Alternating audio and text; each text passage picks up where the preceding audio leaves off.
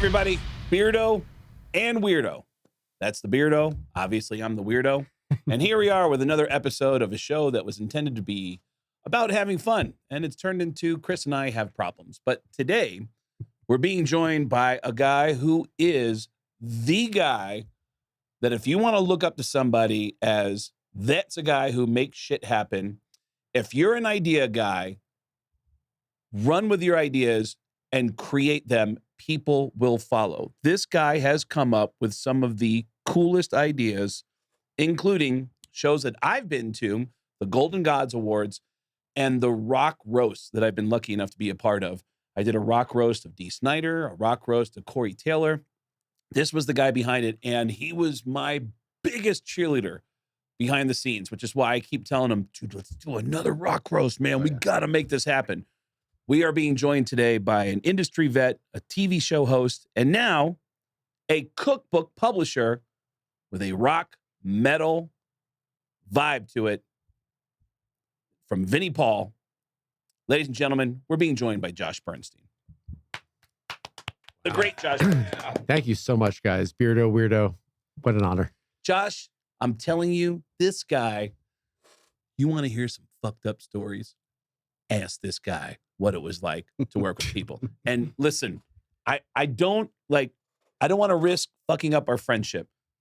But my God, dude, you have dealt with every temperamental person in rock and roll. Oh, yes. All of them, multiple times. Wives and girlfriends. And still has that amazing head of hair after all of that. He That's just impressive. brought up wives and girlfriends. That hits a nerve.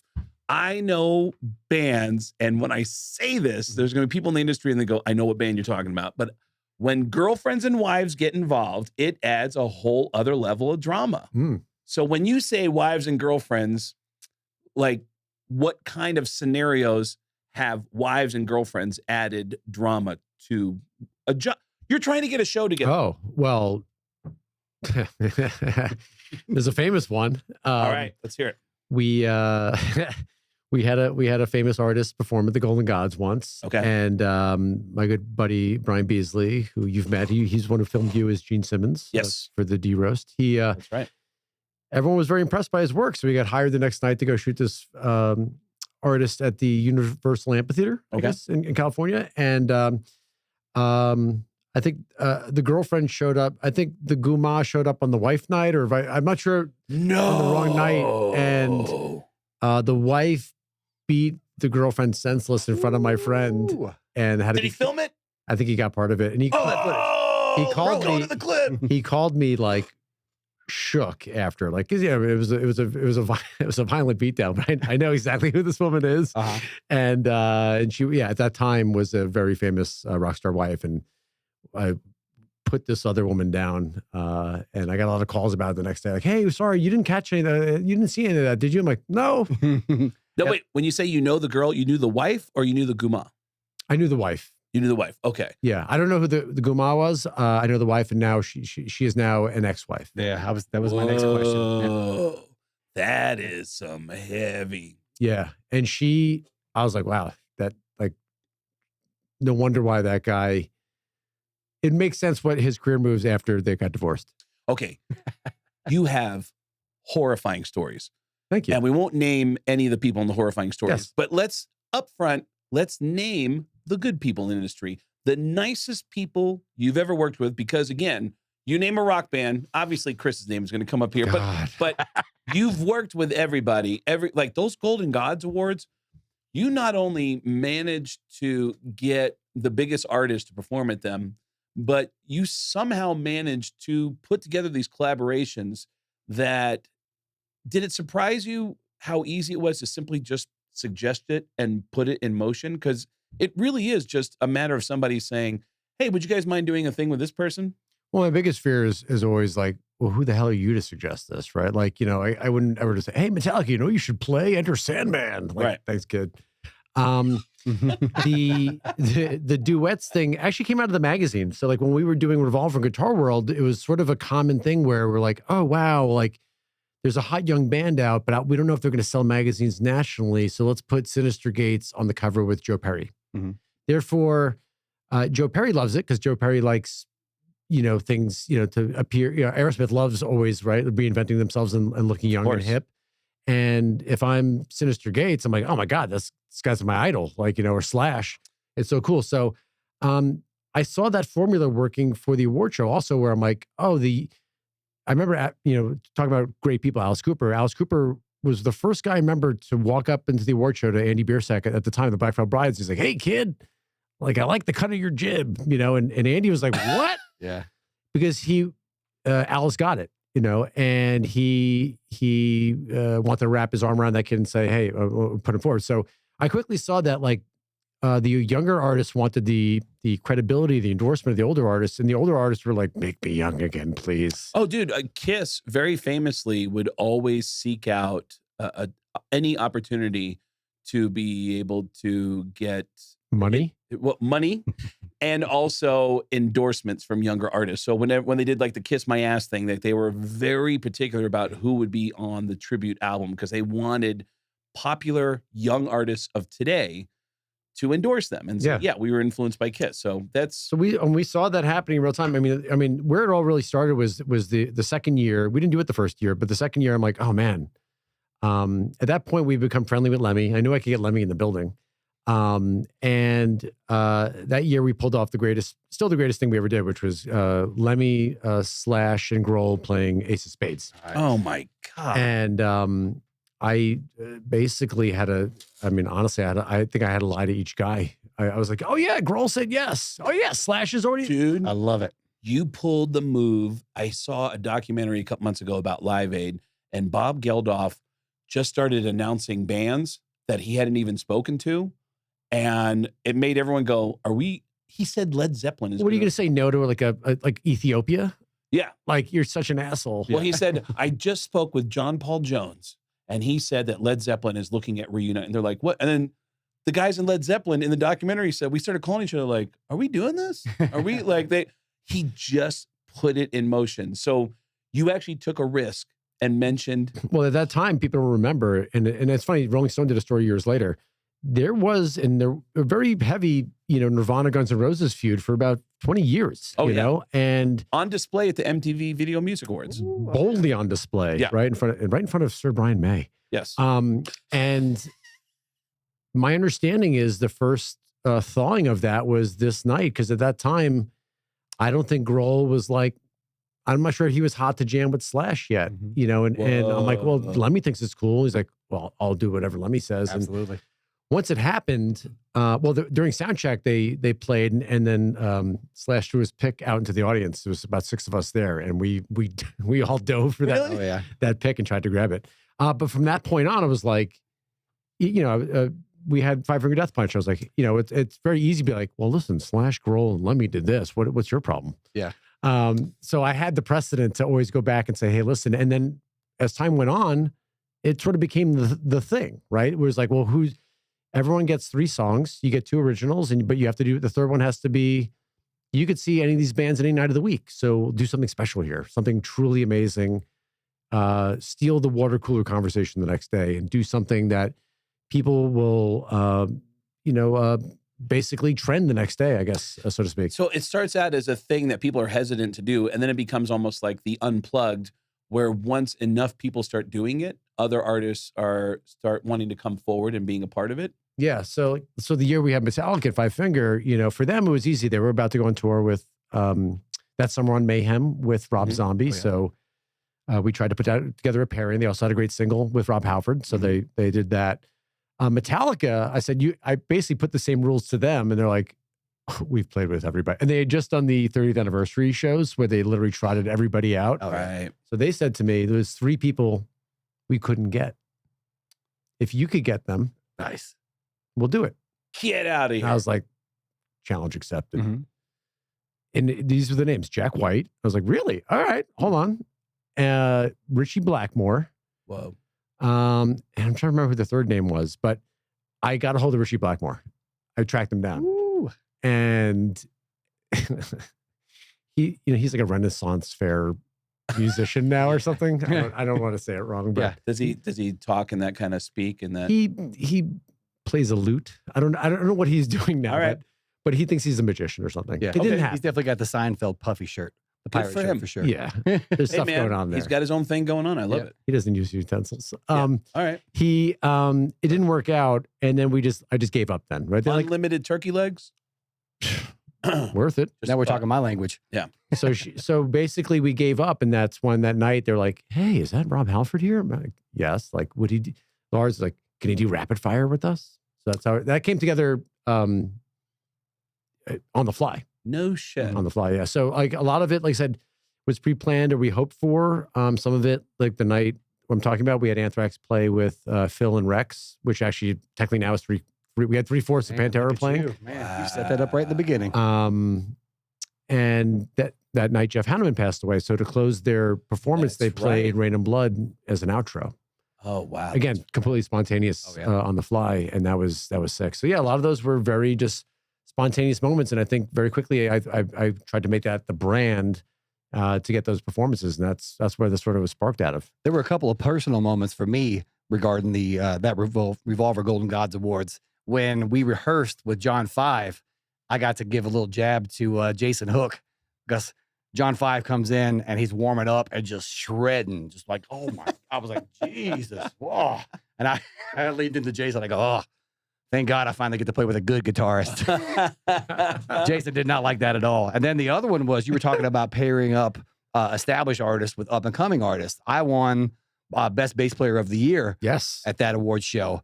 And Billy Sheehan gives me that award. I didn't know he was giving it to me. So I walk up and he's holding the award. I'm like, hold on. I'm getting Best Bass Player from Billy Sheehan.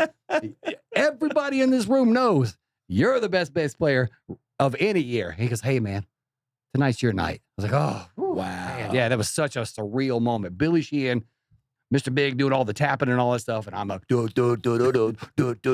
was like, oh. But there's a nuance. There's a nuance here. When you are being accepted by your peers, it's like, yes, I do the same thing you do. You accept me as a peer.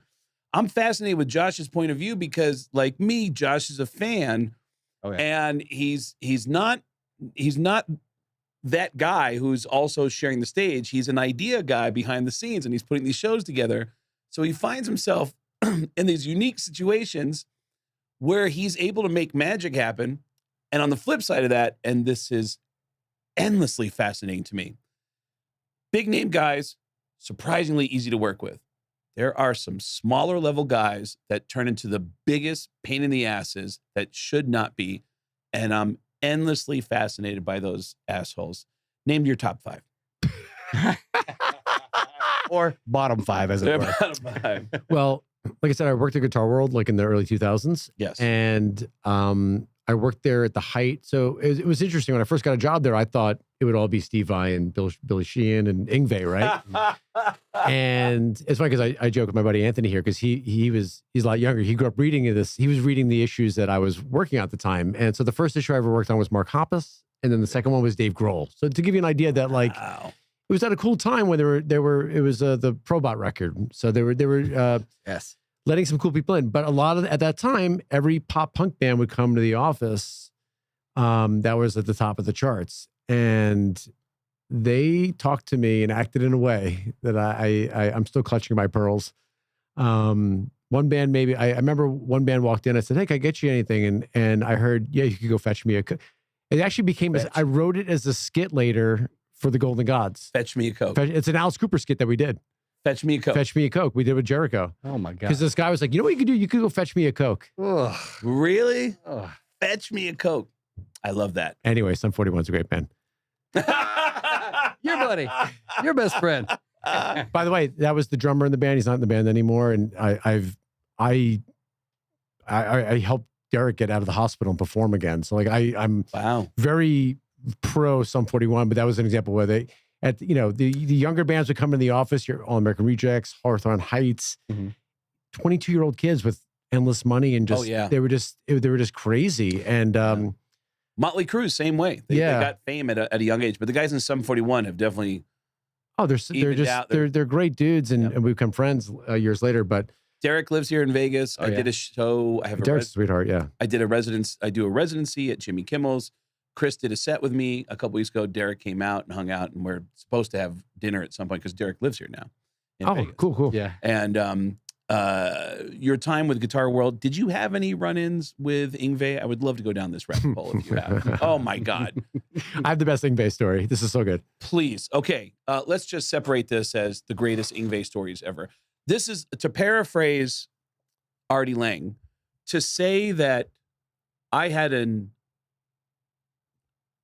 just an unfortunate experience with Yngwie Malmsteen is another way of saying I met Yngwie Malmsteen. So I like this because there are tons of Yngwie stories.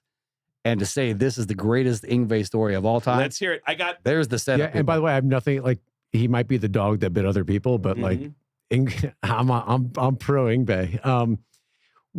A couple years ago, the cover was one of our photographers from Revolver was like, "Hey, I got a job photographing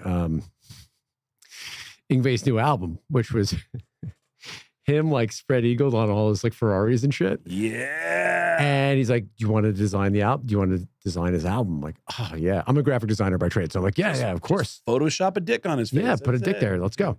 And I get the job, and they're like, "Well, Yngwie wants to talk to you about the art direction." I'm like, "Oh, great." So, and the final album cover, which I'm sure you Google or find, I think it's called Eternal Flame, and it's him, and he's with his scallop neck bullshit guitar, and the neck is on fire. Like he's shredded so hard, like he started a fire. So we become good friends. I become friends with his wife, April, and they invite me to the New York release of the album. And I bring my then fiance. We're about to get married. And so I introduce my wife to April Malmsteen. My wife. And my wife comes over later. She goes, ugh. I'm like, what? I'm like, what's the matter? She goes, "You're so pushy." I'm like, "Who's pushy?" Like, I told them we're getting married next, in a couple of weeks. And like, that woman keeps on insisting that her husband plays at the wedding. I'm like, get the fuck out. I said, wait, what? And she's like, "Well, that's not fucking happening." I went, "Oh, no, that's Yngwie Malmsteen." She goes, "I don't care who he is." Yeah. Like, we're not having that, like, because he reeks of like colognes, She's like, "I'm not having that guy at my wedding." What a great story with And me. I'm like, ugh. And I'm so upset. And I go home and I call her two brothers, my brother-in-laws. I'm like, "You're not going to believe this. Guess who was going to play me down the aisle at the wedding? And your sister fucked it up." Yep. And they're like, "No." Oh, that's So beautiful. they find the story hilarious. A couple weeks later, I'm like, "You guys want to go see Yngwie Malmsteen play live?" Like, yeah. Which is, an hour and a half of just It's Yngwie, man. Of notes. Shredding. Yeah. Guitar aficionados love it. There was so many men there. And then he even does, at one point he does this whole bit. He's like, "I'm going to play some Chicago blues." And it's like, bam, bam, bam, bam, bam. I'm like, ah. So the show ends and I'm like, "Hey, you guys want to go meet Yngwie?" They're like, "What?" I'm like, "Yeah, come backstage." And we go backstage and he does this bit where he smashes the guitar, which is clearly like a Fender Squire. And when we go backstage, he's still like living the bit. He's like, "Can you believe that guitar wouldn't be in tune for me? I had to smash that fucker." I'm like, "Oh yeah, it's crazy." He's like, "The fucking guitar don't listen to me. The guitar listens to me now." I'm like, and then and I'm like, "Yeah," we're just like I want to nodding. get Yngwie on this show so bad now. Man. And then he takes out a hairdryer. And by the way, he's got like a shirt like this, but Yep. it's the buttons down to here. Get that Vinnie right? Paul style. Vinnie Paul always had his all the way down. Every button's fighting for its life. Yep. And he gets to the bottom and he just takes out a hairdryer. He's drenched in sweat. He's disgusting. And he just starts hair drying himself. And then the hairdryer and his hair and his chains get tangled up and he goes, "I'm ridiculous." It was like the most accurate self-own I've ever seen. Self-aware. I was like, "You are fucking ridiculous." That's fucking. I gave him a hug and we left. I have a photo of it somewhere. It was so funny, but like he almost. Like, I'm still mad at my wife. He could have shredded her down the aisle. I had a friend of mine who was working on a tour. Botch. He did merch for a bunch of different concert tours, and I ran into him on a tour that was very unorganized. And he was complaining about the tour, and I said, "Is this the worst tour you've ever been on?" And he said, "Close, but not the worst." And I said, "Have you ever been on a tour that you just went, 'I don't care, I'm going home'?" And he said, "Yes." Yngwie Malmsteen. I was on tour and he had, and this is according to him, I don't know if this is true or not. I'm just repeating what he told me. A lot of issues. One, that Yngwie was difficult, that he insists that you refer to him as Maestro. And isn't that a Seinfeld? Yeah, that is a Seinfeld. That is a Seinfeld. And that there was a lot of things that he would complain. He had a list of things that were just funny to me. But then he told me one story that really hurt him. And I laughed so hard that it offended my friend. But I think the story is so funny. My friend says that early in the tour, he is in the front lounge of the tour bus with one of the crew guys. And again, my friend is Merch. He's talking to one of the crew guys. And the crew guy goes, so you live in Vegas, right? And he goes, well, no, I'm from Vegas, but I live in Phoenix. And he goes, oh, okay. And you live by yourself. And he goes, I live with my wife and we have a kid. And the crew guy goes, you're married? He goes, yeah, why? And he goes, I thought you were gay. And he goes, what made you think I was gay? And he goes, Yngwie's been telling everyone you're a homosexual. And he goes, what? And the guy goes, but he's being really cool about it.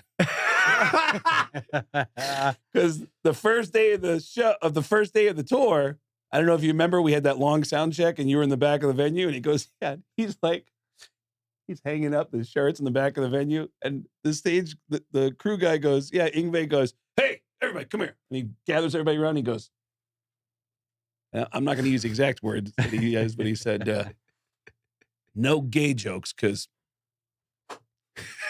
And my poor buddy is just, hey, delicately placing the shirts. And I'm sitting there, I'm laughing so hard at the story because, like, the only thing I can think of about my buddy at that time that could have remotely put you on the path to thinking maybe that guy's gay is he was sporting a handlebar mustache for like about a year and a half. And that's the only thing that you could have pointed to and said, that's a little Village People. That's a little, Freddie Mercury. But because of that, Yngwie, I love hearing. Well, I think you're burying, the lead. The lead here is that Yngwie is an ally. Yeah. He's an ally out there. And he is a big hulk of a man, too. He is a big, he's a big dude. Yeah. Yeah. That guitar is so small. Yeah, if you're listening, I'm just kidding about everything. Of course. Back in college, I went to the Foundations Forum. I was college radio back in the day. Yeah. WRFL back in Lexington. And went to Foundations Forum. And Yngwie sets his guitar on fire.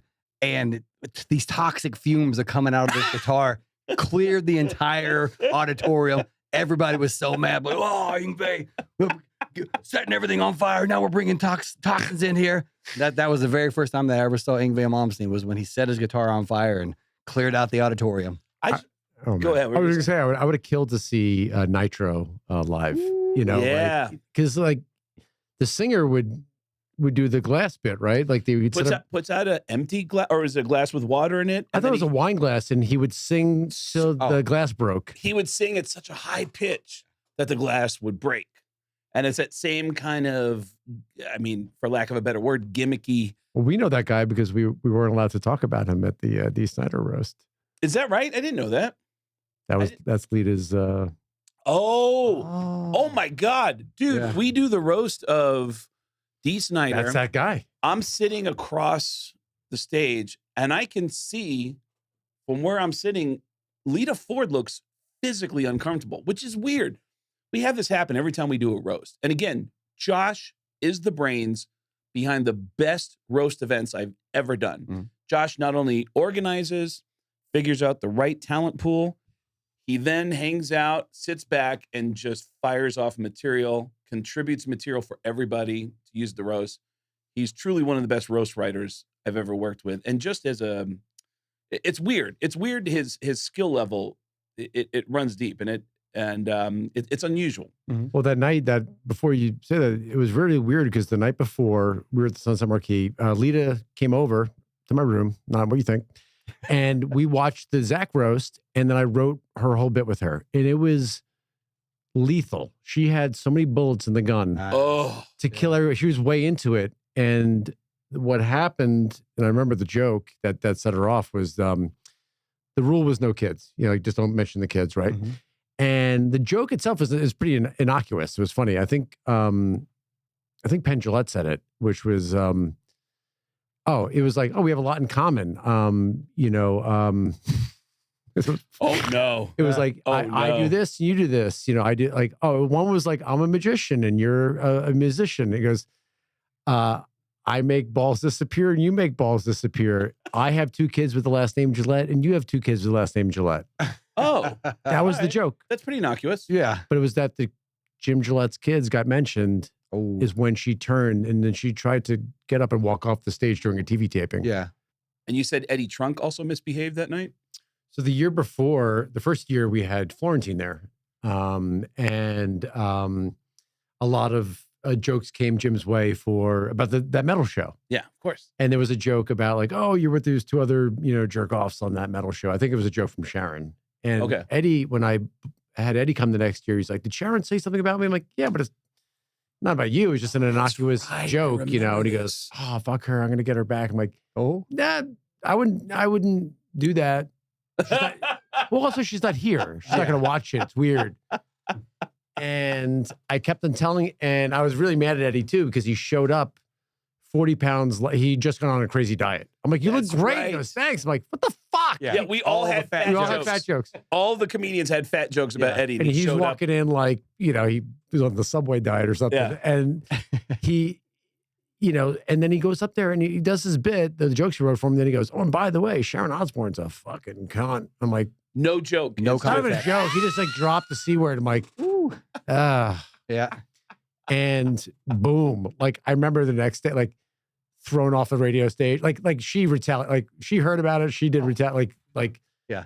She holds a grudge. She will come back. Someone I just wouldn't fuck with. I just would not fuck with. I remember when I was in the studio with the Insane Clown Posse on the Howard Stern show. Oh, famous episode. She destroys them. The Insane Clown Posse says, yeah, well, you're a bitch. And she goes, I take offense to that. I'm not a bitch. I'm a cunt. And I was like, whoa, look at this lady. Yeah. Holy shit. She gets it. She gets the joke. My God. Yeah. But, again, the dog that has bit a lot of other people, but she's a sweetheart. And they said she was on the first roast, one of the most hilarious people I've ever worked with. She was. And the first roast was Zach? Was Zach, yeah. Zach Wild. Roaster with Zach Wild. So I get up on stage and I can see from the other side of the stage, I can see that Lita is physically uncomfortable. I find out afterwards that Scott Ian said, yeah, she actually said, I'm going to leave.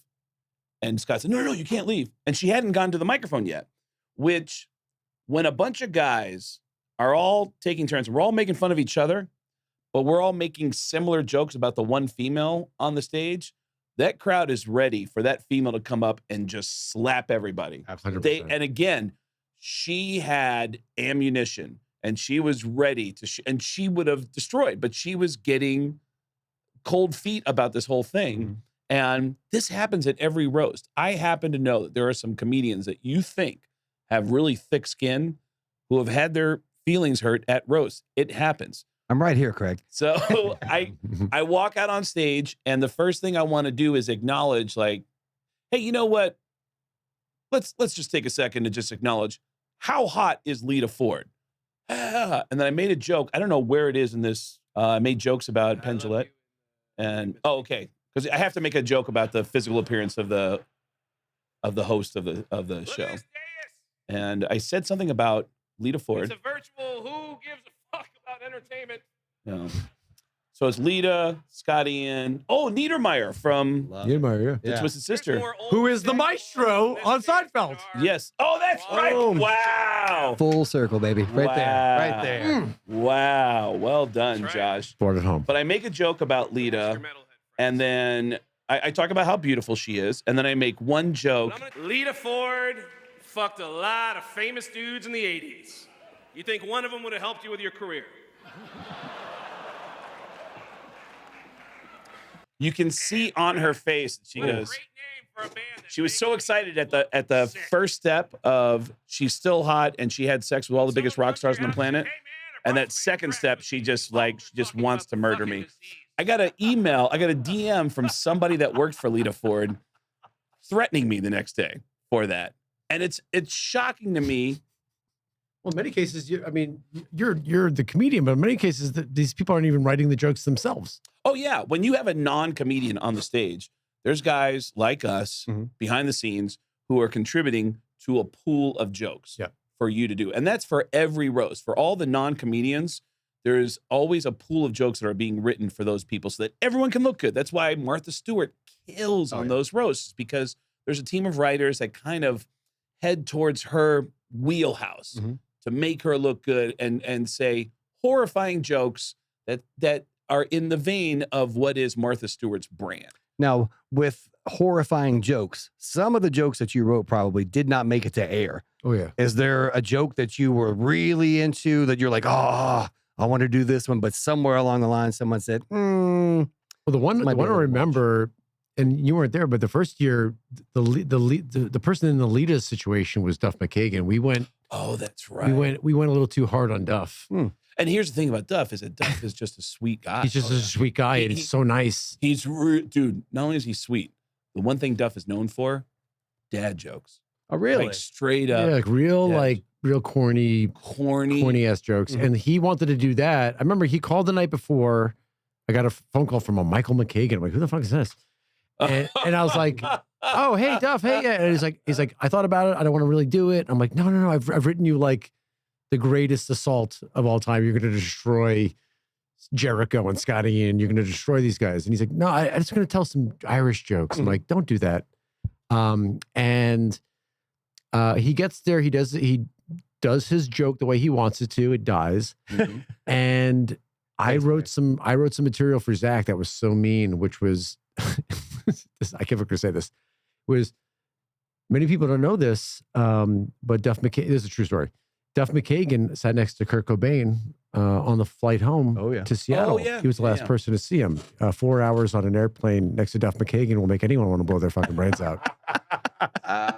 And his jaw hit the floor. Oh, yeah. And it was like, what's the matter? Like, and then we went into a Guns N' Roses riff. Like, what's the matter? How about instead of using your illusion, you use Botox? It's not working. Oh my God. And then it was like, Halloween's over. They give back the Iggy Pop costume. And it just kept on going. And he was just like, like what? It wasn't like, haha. It was like, what the fuck? Yeah.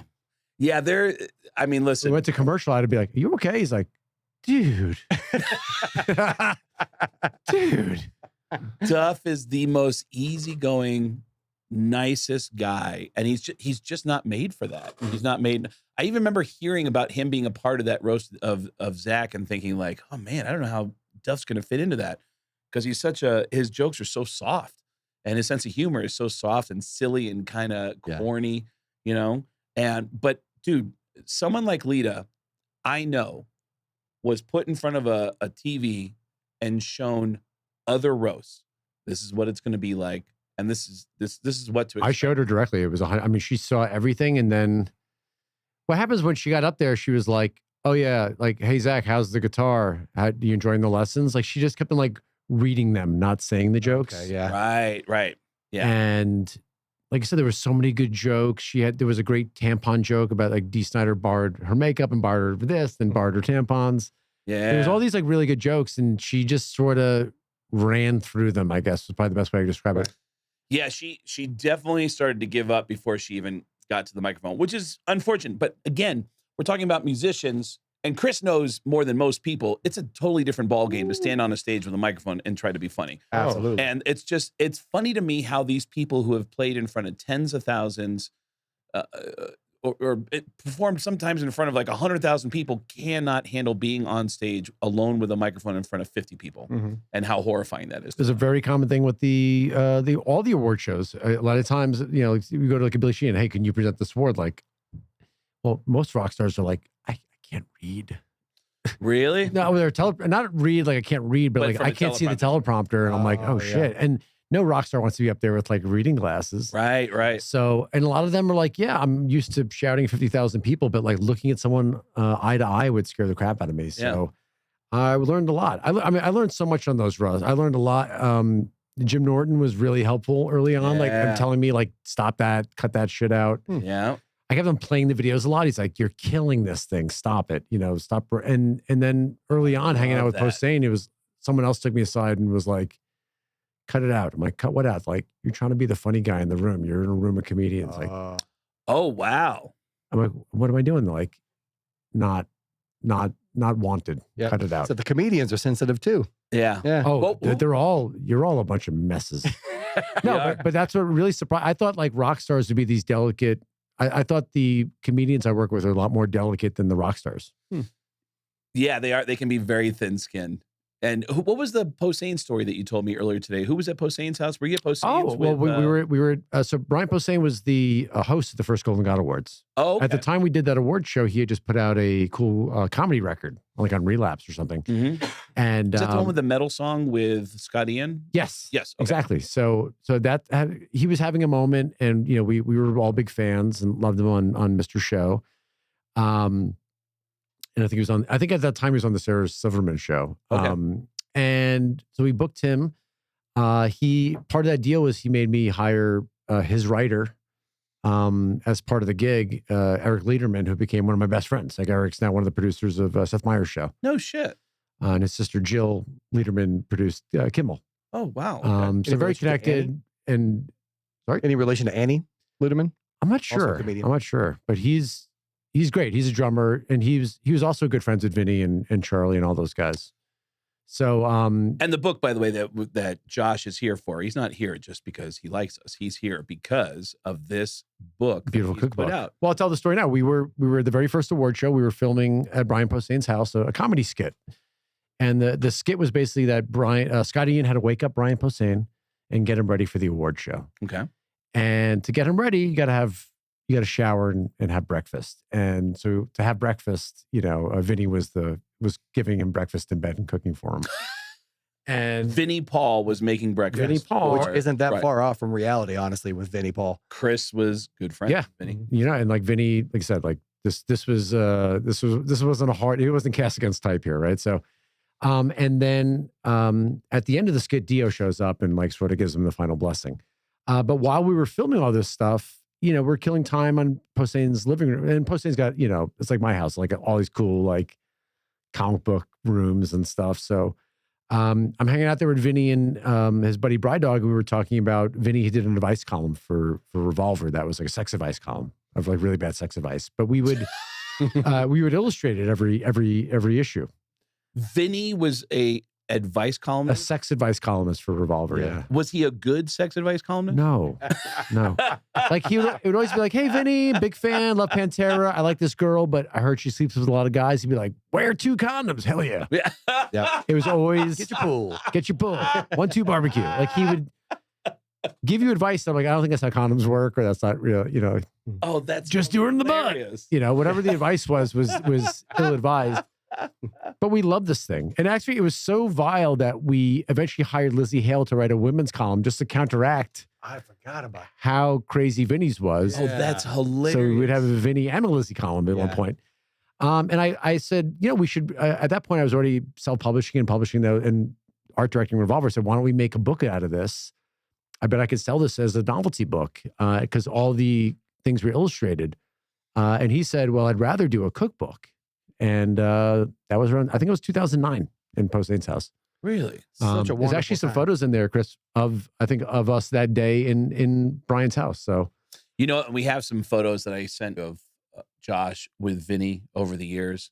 Here's so this was nice studio shot. towards this would have probably been right before he passed. This is when I was already working at Loudwire at this point, and he came up to the office to do some Hell Yeah stuff. Do you remember when you first met Vinny? Yes, it was I just started the gig, and it's actually cool. It was a Chris Farley charity benefit at the WWE restaurant in Times Square.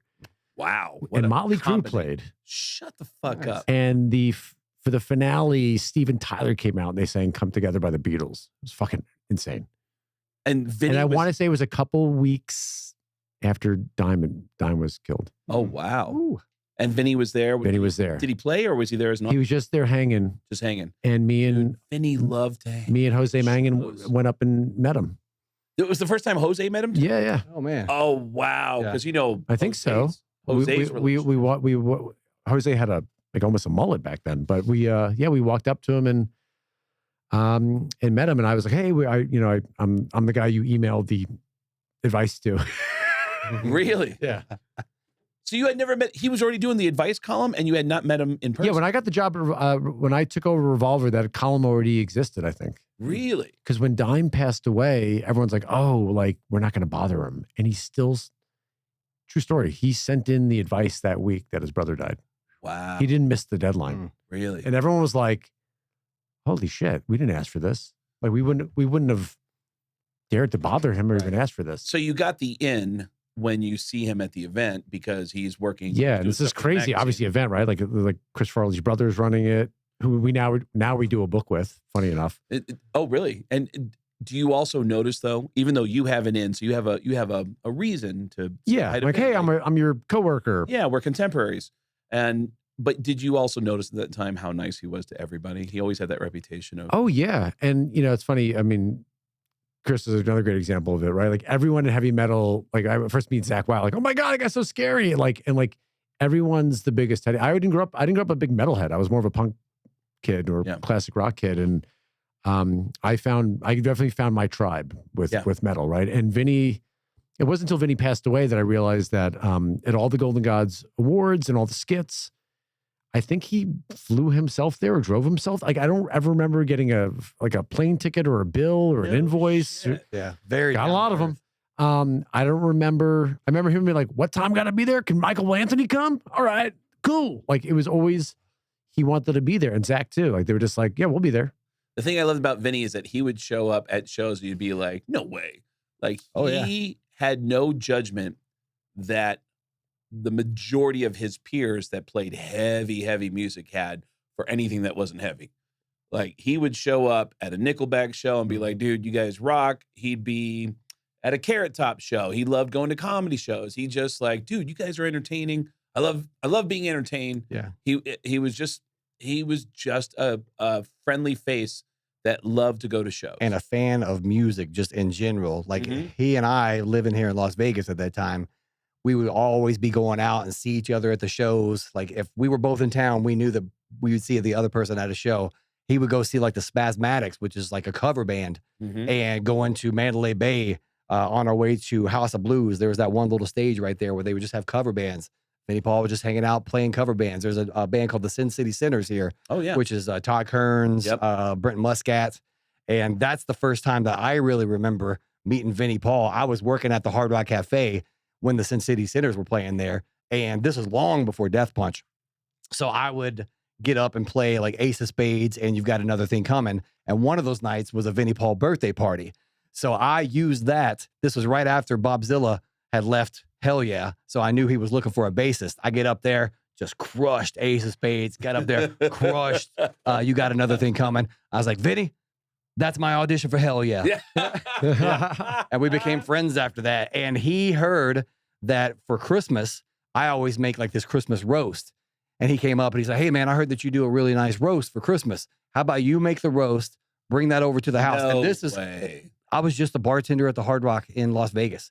And he invited me over on Christmas Day. I made the roast, brought it over there, and then Vinnie made the entire rest of the spread. No shit. It was a wonderful, wonderful Christmas. That's another thing I keep hearing about Vinnie. Living in Vegas now, how many people have stories about Vinnie inviting them over for the holidays, for Thanksgiving, for Christmas? So are these all these recipes? They are all Vinnie recipes? Yeah. So he, he really planned to publish this during his lifetime. We did a Pantera graphic novel that was very successful and never expected, obviously, the band would reunite in the middle of publishing it, which is such a great miracle, right? We get to hear those beautiful songs again. And Kim, the manager, was like, hey, do you know anyone that could help publish a cookbook? And I said, how hard could it be? Let me figure it out. Yep. So I hired the old photographer from Revolver, and it turned out his sister is a food stylist. So we went and all these kismet very kismet situations, very serendipitous. And we, over 48 hours, cooked all the food. And I got to eat it all. Oh, really? It was so good. It was so good. So, Vinnie Paul, when we took Hell Yeah out on the road with us with Five Finger Death Punch, he would have like a full grill set up outside of the tour bus. We'd come off stage. He'd be having a parking lot party, hosting the whole thing. I'm so excited to see the peanut butter stuffed jalapenos in there. That was incredible. You remember having those? Yeah, I think it's a peanut butter and jelly jalapenos, wasn't it? Yeah, he has some poppers, and so many of the recipes are his, and many of them from his mother too. Him and Dom's mom also, which is great. And there's ones he would name, like there's like a Black Sabbath shrimp. There's some rock and roll stuff in there, and it's really fun because it's 100%. When you read even the directions, you're like, this is Vinnie. Absolutely. You know, yeah. You put this in there, and then hell yeah, and then you do this, hell yeah. Hell yeah. Like, you know, like I hear him reading it to me when he does it. So, well, one of the pictures that I have here of you with Vinnie is this next one. Oh, that's Eric Lederman, by the way. So, that is. So this is a very funny night. So this was at Webster Hall in New York City. So, you know Pearl, Scott Ian's wife? Of course. Yeah. Okay. Pearl Aday. Pearl Aday. Great musician in her own right. Yep. Great so she has a band named Pearl. Yep. And Eric is also the drummer in Pearl. Oh, man. Really? And so we did a revolver party at Webster Hall, and everybody came down, and they're playing, and he's drumming. Mm-hmm. And I grabbed Charlie Benante and Vinny. I'm like, come here. Like, what? I'm like, come here. Come to the front of the stage. And I pushed him in front of the stage. I said, just point at Eric and just do this. And they all got to the front of the and so Eric, he's just drumming. He looks over, he's like, and they're like, and he's like, fuck, like his idol. Yep. And the Avenged guys were there that night too. I don't know what was going on that night in town, but like everyone sort of came and hang out, and that was right after they played, and we were just so happy that Vinny. At the same point, Vinny came down to support. Oh yeah, you know? Absolutely. I love like Vinnie Paul too. Anytime that I would be hanging out with Vinnie Paul, I'm used to people coming up and taking pictures. I wasn't about to ask Vinnie Paul for any pictures ever. The only pictures that I have are because Vinnie Paul would tell Bride Dog, "Hey, Bride Dog, get over here and get a picture of me and Kael." So when he passed, I had these pictures that were taken by Bride Dog at the request of Vinnie Paul. Bride Dog is his buddy. He always hung out his with? personal That's his best. assistant, I called him, and he sends his best to you guys. I love that guy. And and one of those photos it made the book. Oh yeah, Really? Yep. So you open up right there. No, it's in the opening flap there. Opening flap? Okay. Should be. I think. Sorry, the back flap. Oh, back flap. Okay. Yep.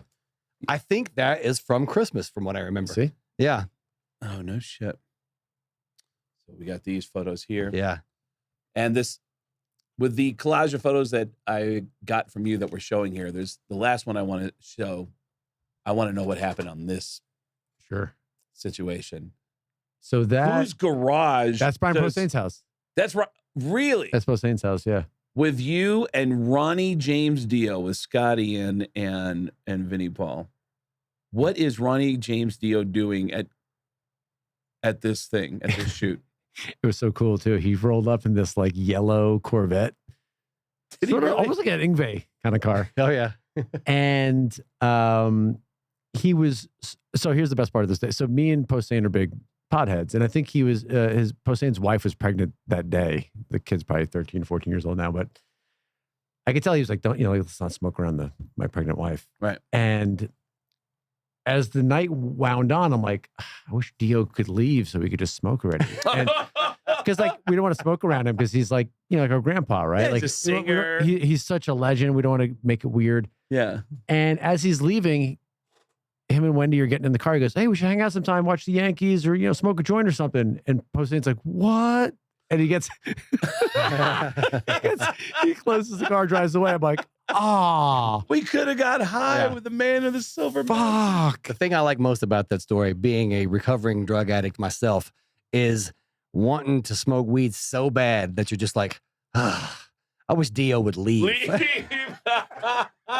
Can this guy get the fuck out of here so we can smoke? He's ruining my vibe, bro. And he was like, we should hang out and smoke weed sometime. All right, later. And Posehn's face was like, no. Please tell me he peeled out in that Corvette. He did he did donuts on Brian's lawn and then drove away. Ronnie, another guy. We had Kerry King and Slagle. And we had Slagle in here a couple weeks ago and sharing Ronnie James Dio stories. The guy always had that reputation of being the nicest guy, remembering everybody's name. I just remember. Well. Do you not remember your name? That day.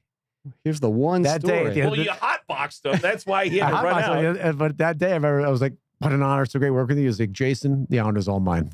And I could hear snickering behind me by the camera guys. Like, doesn't even know his fucking name. You know what? That is pretty close, though. Jason is pretty close I'll to take Josh. I would have taken Ronnie that. could call me. He could call me whatever. Yeah. And he came the next year out of the hospital. I got him out of the hospital to come to that next show in 2010, and then he passed away a couple of days after the show. So it was Ronnie James Dio participated in an event coming out of the hospital? Yeah, he was getting cancer treatments in Houston, and I called Wendy, and I was like, we had kind of gotten a sense he was leading in the voting, and I think it was, and I was like, you might want to get him down here, and he showed up, and it blew my mind. And by the way, we mentioned this earlier, like I always thought there would always be a fight at these award shows. It never happened, but that year was always like, if Ozzy sees Dio, there's gonna be a problem. Like, aren't they like 79 years old? Even back then. I love stories like that. And no one believes me, but backstage that night, I was told to keep them away from each other, and I did. But there was an intersection, and they ran into each other. And I swear to God, And you were there to witness it. I was there, and so was I think Kerry King was there too, and so was Cantrell. Okay. And how's the grandkid? You have grandkids too? It was the biggest pussy ass conversation you've ever heard in your life about grandkids and puppies, and same thing too. It was supposedly one year Vince Neil was going to fight Sebastian Bach, and then I saw them like looking at puppy photos backstage. I'm like, really? Well, when you do these events, again, you're a fan. Also, as a creative person, you want the show to go as well as possible. You don't anticipate on the night of the show, of all the things you got to worry about for the show running, show length, maybe you have the load, everything has to end at a certain time as a curfew. You don't expect to go into crisis management with temperamental rock stars. And or do you? Well, I don't. Well, it's like any of those shows, right? You're going in as a fireman. You know there's going to be a fire tonight. You don't know where that fire is going to be. And Kevin Lyman would always say, like, if you act cool. Kevin Lyman, legendary guy who started the Warped Tour. Warped Tour, yeah. Who's like me and Anthony's work dad. Like, he really like, just a mentor, and he, early on, he would always be like, you look like the sky's falling and everyone around you is going to think the sky is falling. If you look like, ooh, I like that. If you look like everything's cool, everything's cool. And I remember that years after, everyone's like, how's it going? I'm like, good, cool. And they're like, man, it's going so smooth here today. I'm like, it is going smooth here today. Wow. That is a great note. A bit of like an Oprah kind of thing, but like it really did make sense. And there was one moment, it's probably the year before you guys, I think it was the year Marilyn Manson headlined with Johnny Depp. And like there was a moment where I think someone in Manson's camp was like, who the fuck's in charge back here? Like, and punched like the wall. And I was like, and everyone looked at me and I went, who is in charge back here? and everyone's like, what are you doing? I'm like, I'm not talking to that man. It's like, what are you gonna do? I'm like, it'll resolve itself. What were the most needless, useless problems that artists brought up? Was there anything, whatever it was, just made you giggle? That's what I want to hear. I love this man. Me too. There was a guy that we got a hotel room for, and it was too hot. And then we had to move his room, and it was too cold. And then we had to move him a third time. Really? And then we had to get him a hair dry. Like it was crazy. It was crazy. I've heard that once about David Lee Roth. And I don't know if I'm just repeating a story from a guy who worked for David Lee Roth. He said that David Lee Roth, in the middle of the night, the guy had never worked for David Lee Roth before. And it was his first tour working for David Lee Roth. And David Lee Roth called him up and said, you know what? This hotel sucks. Let's get the fuck out of here. It was 2:00 in the morning. And he goes, well, it's 2:00. I mean, we got everybody in the band. And he goes, I don't care. Get everybody out of here. This fucking hotel sucks. So they're on the East Coast. And this guy calls the management on the West Coast, which is still 10, 11 o'clock on the West Coast. And he says, hey, Dave wants everybody out of the hotel. He doesn't like the hotel. And the manager goes, yeah, just call the bus driver. He knows what to do. Just load everybody on the bus. And they load everyone on the bus. And the plan is drive for 45 minutes and come back to a different entrance from the hotel and get him a suite. Just upgrade his room. And that's all he did. Everybody went with their blankets and their bags. They all got up on the bus and they just drove for 45 minutes and they went to a different entrance for the hotel. And he said, Dave walked out and went, this is more like it. And they went back in and he got a nice suite and they were like, here you go, Dave. And it's insanity. Yeah. These are the kind of insane people you've had to work with. And I love it. And I don't know, maybe there's like a certain gift of nothing surprises me. Like I said, like nothing. Nothing surprises you now.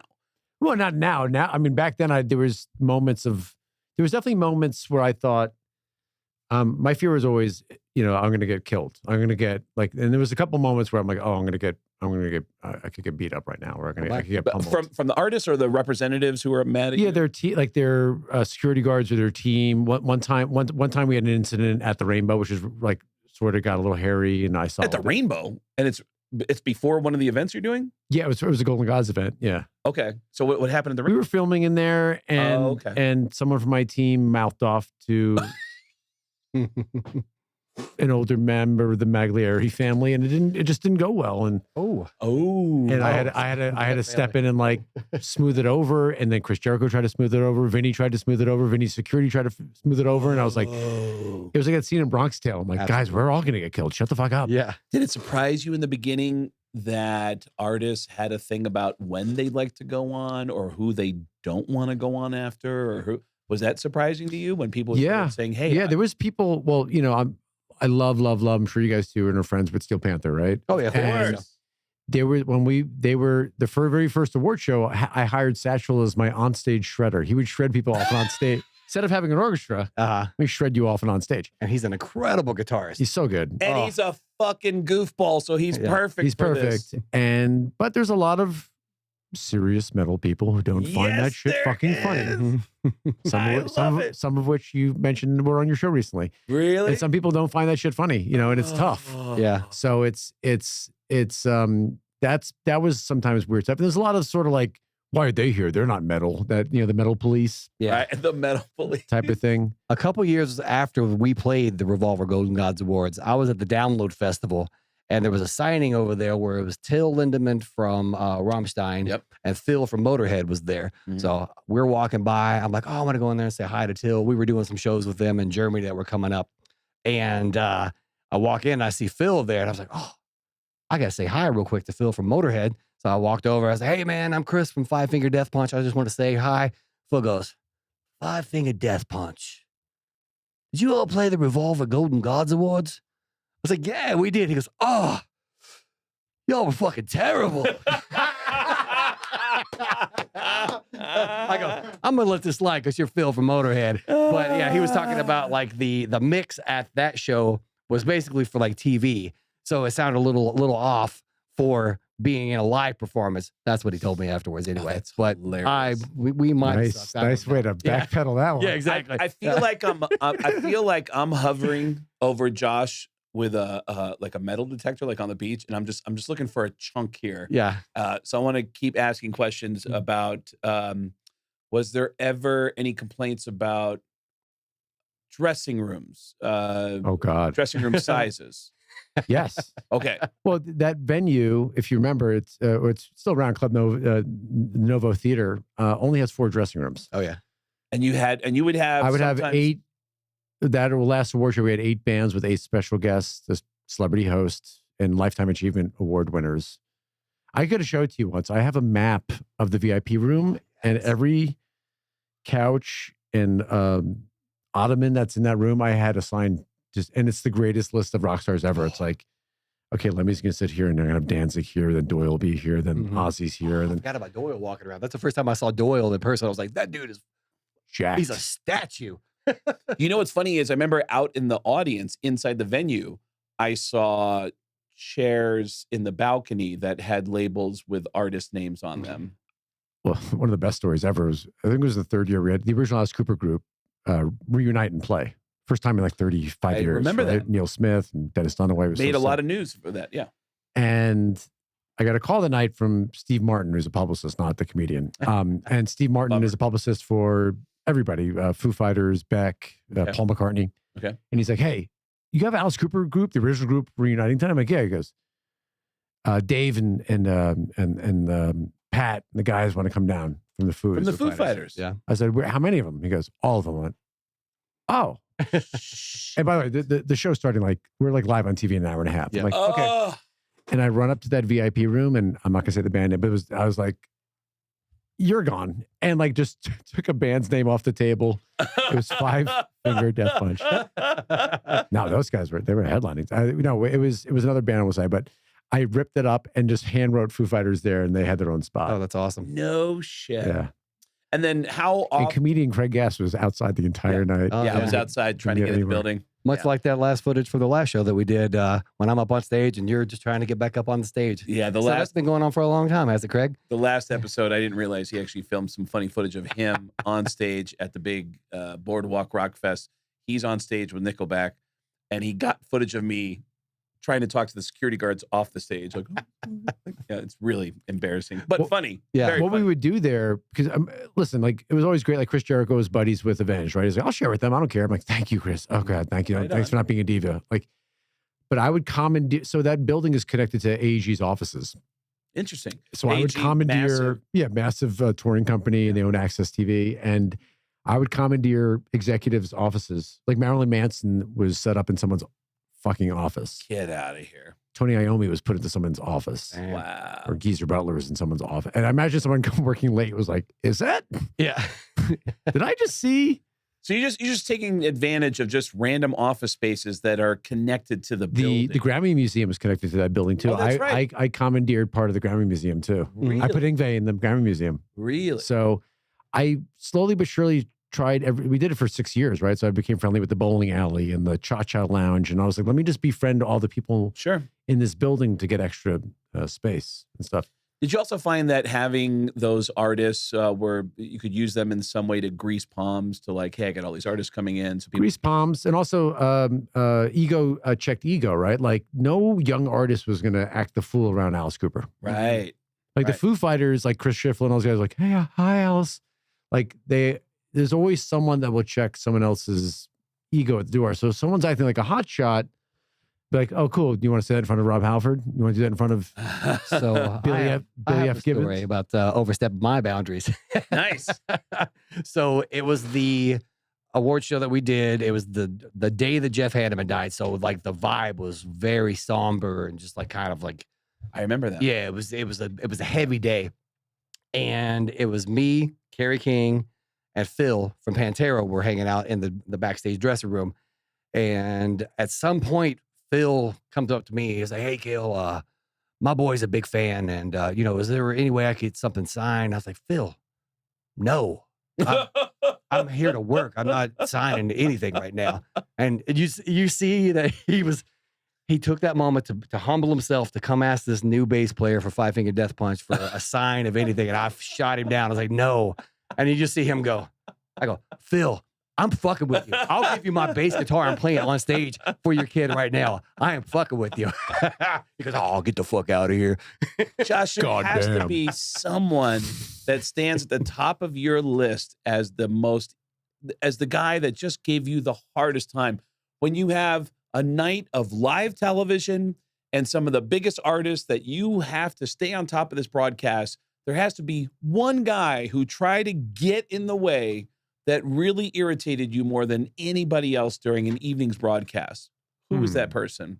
I don't think it would have been at the Golden God Awards. I think it was probably when I went to Alternative Press and I worked with like those bands. Okay, there's Yeah. one person that really, Yeah, a couple of those bands really grinded me. And it was always it was weird. It's always like, well, at the MTV Awards, they do this. I'm like, your ass ain't never the been to the fucking MTV Awards. right. But the story that I'm realizing, I don't know if I've ever told you, and you might love is Ooh, a like weirdo exclusive. a Beardo exclusive is around probably 2011. We got a call at the company that I worked with was called Future, that owned Revolver and Guitar World. Sure. And we got a call from your friend, Mr. Gene Simmons. Oh, get out of here. And I want to talk to you. He wanted to talk to us about an idea he had Oh, for a magazine. And could we meet at and you probably know, whatever that sushi restaurant is next to the Rainbow in the Key Club over there? Yeah. I don't know what it's called. Was but it Tongue Magazine? It wasn't Tongue Magazine. I think Tongue Magazine was already out and had folded by this point. Okay. All right. Brilliant idea. Tongue Magazine's a better idea than this idea. So he's like, the guy who reached out to us was like his business manager or something. He's like, we're gonna meet Gene at this sushi restaurant. And then right as we're about to go there, Gene actually wants us to all meet at my house. Okay, give us the address. We get there, ring the doorbell. And you have to say a different name at the doorbell, right? We got to say a different name at the doorbell. Okay. And we get I've there, gone through this protocol before. and Gene opens the door. And I'm like, oh, hi. And like he says hello to me, and I'm with two other guys and a female Alana. And he twirls her around, he dips her, he kisses her. And I'm like, this motherfucker. We go inside, and I'm like, where's the, and we're about 10 minutes, he's offering us drinks. I'm like, where's the business manager? Oh my God. Do not tell me. You know where this is going. Get the fuck out of here. Then I'm like, why does the business manager have pictures of Gene's wife and kids? Oh, I'm at Gene Simmons' house. Oh. And then I'm like, oh. And then he's like, come inside my office. And I go into this like self-made shrine, which is like a Kiss room of every Kiss item. Dude, yeah, it's a Kiss museum. It's one of my favorite stories. Sebastian told me about. Dude, I went to that guy's fucking house, and that guy has a fucking Kiss museum in his house. Which, as Josh describes, there's an entire room of every piece of Kiss merchandise that's ever existed. And according to Sebastian Bach, he said there was a bag with like 100 Kiss cell phone covers. I go, dude, what the fuck is that? And Gene goes, that's our new promotion for Kissmas. That's our new Kiss cell phone covers. Can I have one of those? I wish I could, but if you go to kissonline.com, and he wouldn't give him one piece of plastic. So anyways, so Josh, you are in this meeting wondering where the business manager that arranged this meeting with you like is where did the guy go? Then I'm like, oh, we're just in Gene's house. And so we go into the Kiss room, which is a fucking Kiss museum. And my then boss, who I love, was like, oh, like Gene's idea was basically a magazine. It was, you know, rich people would like magazines for rich people, but not like Forbes or, you know, or money. It should be called like Rich People. It was like, it was some horrible idea like that. And I love it's Rich People. And my boss is like, oh, we do a magazine called Guitar Aficionado. It's like that, blah, blah. And he goes, oh, yes, of course, aficionado. It's a French word for fucking douchebag. And oh, no. My boss keeps on talking, and he's like, hold on. Once you stop talking, he's like, once you let, he goes, oh, once you let the little Yiddish kid speak. I went, excuse me? Oh. And he goes, I know you. He goes, pardon? He goes, you dress British, but I know you're Yiddish. Wow. And I went, what? And he goes, and I started talking about my zine. I used to do a zine called Royal Flush. It was like a independent zine. Okay. And I'm like, well, the magazine should be like this. I used to do the zine like this. He goes, oh, yes, Royal Flush. It's a great magazine. I'm a big fan of it. I'm like, no, I don't think you understand that. I self-published a zine out of my house. I don't think you know it. He goes, of course, you interviewed my good friend Hugh Hefner. And he gets up, and he walks over to a magazine rack and pulls my fucking magazine that I published out of my bedroom. Get the fuck out of here. He's like, yes, this. I'm like, oh, shit. Where'd you get that? He's like, it's a great magazine. My friend Hef. I'm like, oh. And then all of a sudden, like, he's my new best friend. Of course. And I'm like, we're all like that, by the way. Compliment us. Tell us that you know about us. This guy said, you know what? I really got him wrong. He's so brilliant. And we're talking, and I was like, wow, man, you're so cool. I'm like, you know, I said, I felt so comfortable. Like, you know, growing up, I wasn't even really a Kiss fan. Like, oh no. I discovered you in the movie Runaway when you had that cool gun. Yeah. He shot around the corner. He goes, do you want to see it? No. I went, no. He goes, hold on. And he took the gun out from the movie. No way. And shot you in the face. He shot me in the face, just like Tom Selleck. And you loved it because it was Gene Simmons. And that night I was like, I told him about the Golden God Awards. I'm like, hey, fucking crazy, but like, could I give Kiss like the Lifetime Achievement Award next year? He goes, no. And I went, oh, is it because you're not in the Rock Hall yet? He goes, no, it's because I don't share. You could give me the award. Oh, wow. So I gave Gene Simmons an award the next year. You did? Yeah. You gave him the award? Nikki Sixx gave it to him. Wow. I tried to get Hefner. I was like, oh, I'll do a full throttle thing. I'll get Hefner down here. Mm-hmm. And Hefner was, I think it was like the last. Of Hefner. The last, days. But he did participate in the event.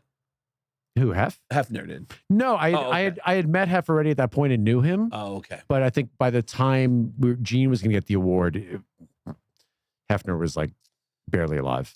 How often do you come to Vegas? Not very often. All right. Well, the next I think it's my first time here in 5 years. All right. Well, next you got to figure out a reason to come back. Yes. Because I want to have you back on because there's so many more stories in you. But I want everyone to know about this book. This is a really great idea. This Vinnie Paul, Drumming Up an Appetite with Vinnie Paul. Where do people get this book? That's available at z2comics.com and also finer retailers, including Amazon, Target, Barnes & Noble, Books A Million, Chapters, and many more. Josh is also a hilarious guy. Are you a funny tweet guy, or do you? No. I'm Quip. What was that game we played? Quippy? Quiplash. Quiplash. Quiplash is one of my favorite games, and this dude comes in and just destroys us on Quiplash. God, I mean, it's like during the pandemic. Like the pandemic wasn't hard enough. The pandemic was starting to become fun until he showed up, and then it was like, you know what? I'd rather the whole vibe changed. I'd rather have COVID, but yeah, get this book, check it out. It's a great idea. Vinnie Paul was a beloved person and a guy who just made himself known, and you know, it's a funny word to use because it's associated with it's a cheesy word to say that you feel seen. Vinnie would make everybody feel seen. Oh, yeah. You know, he was just a good dude. Always the best host, making sure that everybody was having a good time. Yep. Mhm. Yeah, it reminded me of like, you know, just the ringmaster. He was, everybody always hanging out. You'd go to this spot, you go to that spot. Yeah. Oh, I miss that dude so much. Good dude. So check out the book. And then Chris, Kael, and I going to be on the road. We're doing shows in Anchorage, Alaska in August. You can see the information about the shows. I'm coming to Tampa to do my own shows in Wesley Chapel at the Side Splitters up in Wesley Chapel. All the info for the shows of me and Chris, or just me on the road, getgas.com, getgas with 2 S's.com. And Chris, where can people find you? I'm actually branching out and doing some shows myself out there on the road. A couple of dates in New Mexico coming up, and also out on the East Coast with Brian Glowacki. Springfield, Massachusetts. Yes, looking forward to that too. So you can get information there on any of my social networking sites, be it Instagram, Facebook, Twitter, Grindr, OnlyFans, all that stuff. I got it. I knew you looked familiar. Yeah. One more time, Josh, for the book, where do people find it? Z2comics.com. Z2comics.com. Check it out. And rest in peace, Vinnie Paul. What a great human being. Thank you, Josh. Hell yeah. Thanks, guys. Get your pool.